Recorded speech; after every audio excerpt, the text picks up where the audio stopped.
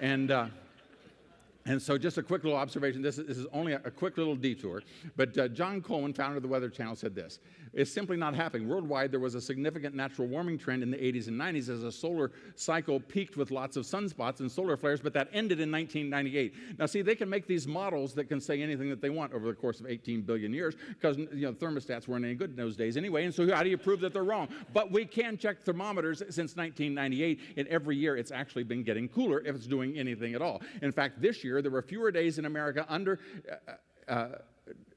90 degrees than any time since 1932. It's one of the cooler years that we've ever had, the year 2008. But we don't want to get facts in the way here. Let's proceed.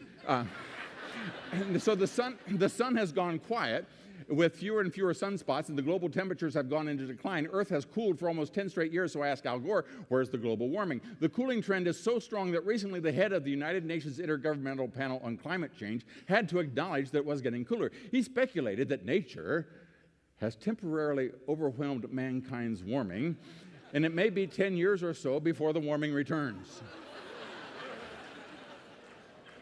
We have a term for this. It's what we're going to talk about tomorrow. It's called faith. Everybody has faith, and these people have faith, notwithstanding the facts.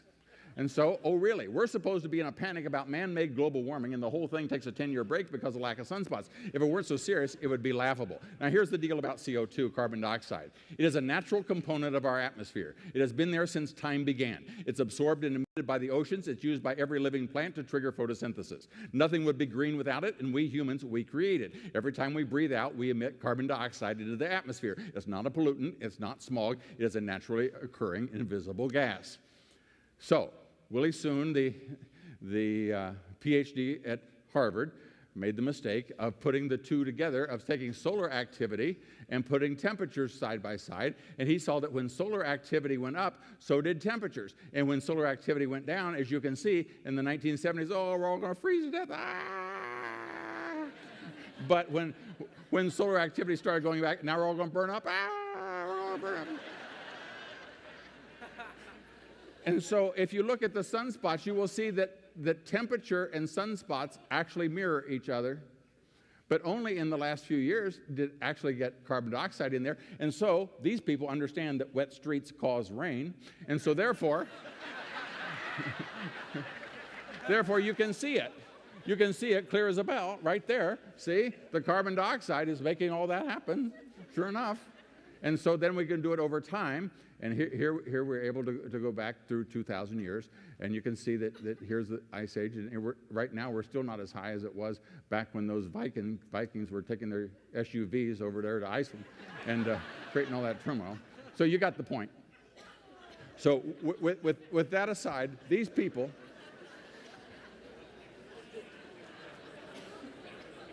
without God,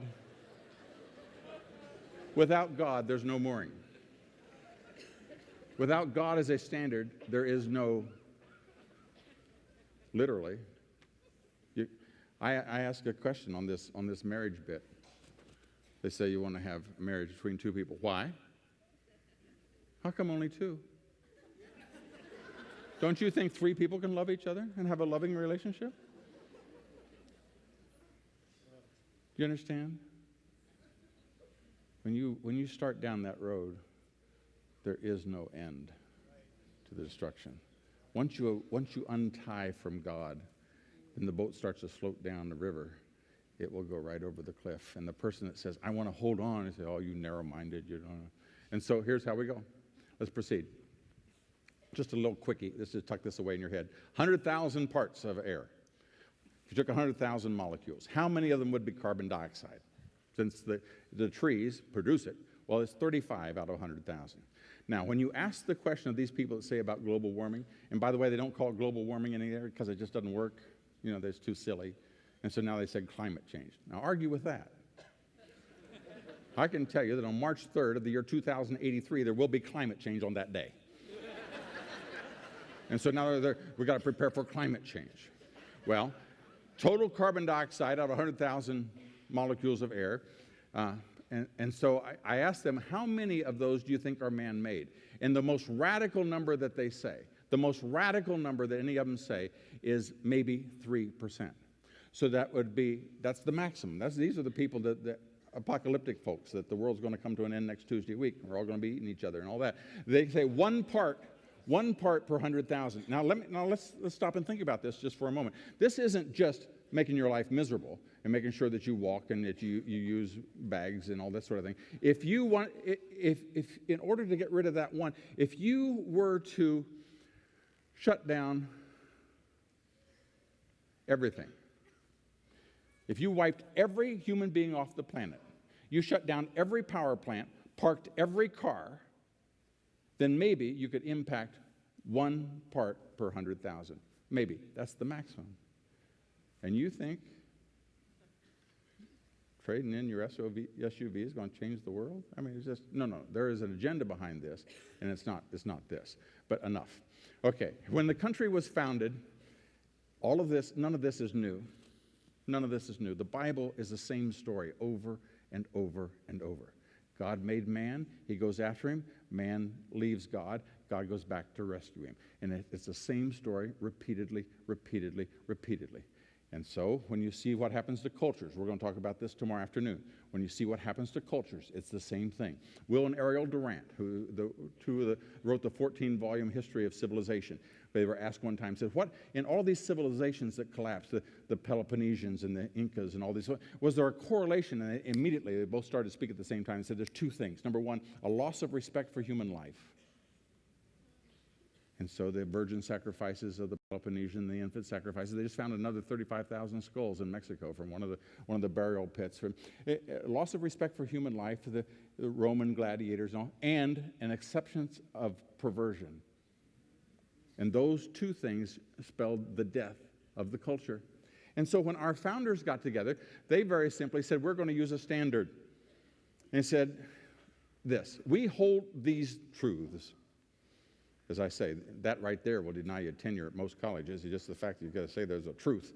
He said, we hold these truths to be self-evident, which is the gracious Jeffersonian way of saying any idiot ought to understand this.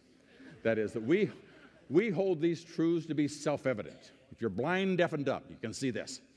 That all men are created equal and are endowed by their Creator with certain inalienable rights. And among those are life, liberty, and the pursuit of happiness. So first you have to have God, and then God is the protector of life.